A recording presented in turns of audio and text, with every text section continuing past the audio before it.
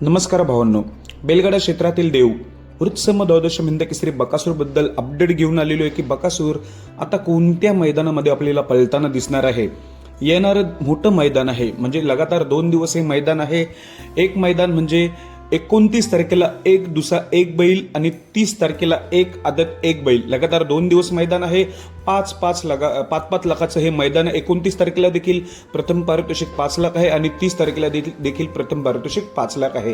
तर सर्वांचं लक्ष, सर्व बैलगाडा प्रेमींचं, मालकांचं या 29-30 तारखेवर या मैदानाकडे लक्ष लागलेलं आहे।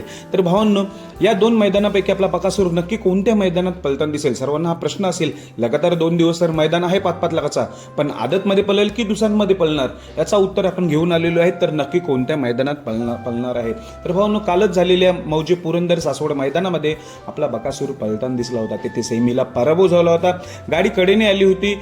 तर हा 2025 वर्ष आहे तो बकासूरच्या नशिबीत नाही, कारण की खूप मोठमोठ्या मैदानामध्ये सारखा आपला बकासूर कडेने येत असतो, तिथेच पराभव। नाही तर आपला बकासूर नक्कीच बरीच मैदान 1 नंबर गुलाल केला असता। ते हुकलेले आहेत, जास्त करून गाड्या भरपूर वेळा कडेने आलेल्या आहेत। तर हा 2025 वर्ष संपतोय, आता फक्त राहिलेत 5 दिवस। 5 दिवसात हा 2025 संपणार आहे। नंतर 2026 मध्ये आपला बकासूर काही ना काही करून दाखवणार, एवढं नक्कीच, कारण 2025 वर्ष बकासूरसाठी कडेनेच आलेलं आहे, त्याचं नशीब खराब होतं।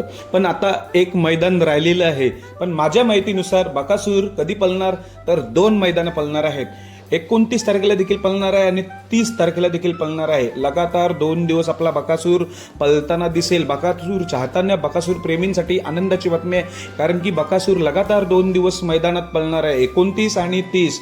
29 तारखेला दुसा बैल मैदानात दुसा पैरा असणार आहे, 30 तारखेला आदत बैल मैदानात आदत पैरा असणार। तर भावांनो, 29 तारखेचा टॉपचा पैरा झालेला आहे, त्याची व्हिडिओ मी सेपरेट घेऊन येईल। बकासूरचा पैरा कोण आहे?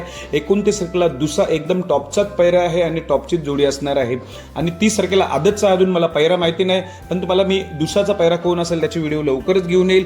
पण आपला बकासूर नक्कीच 2 दिवस पळणार आहे, 29 आणि 30। तुम्हाला माहितीच आहे, खूप वेळा असं बकासूर लगातार 2-2 दिवस मैदानात पळालेला आहे आणि लगातार एकतर हिंद केसरी मैदानात लगातार 2 दिवस पळून 1 नंबरचा लगातार 2 दिवस मानकरी झाला होता, मला वाटतं पेडगाव मैदानात आदत आणि ओपनचं।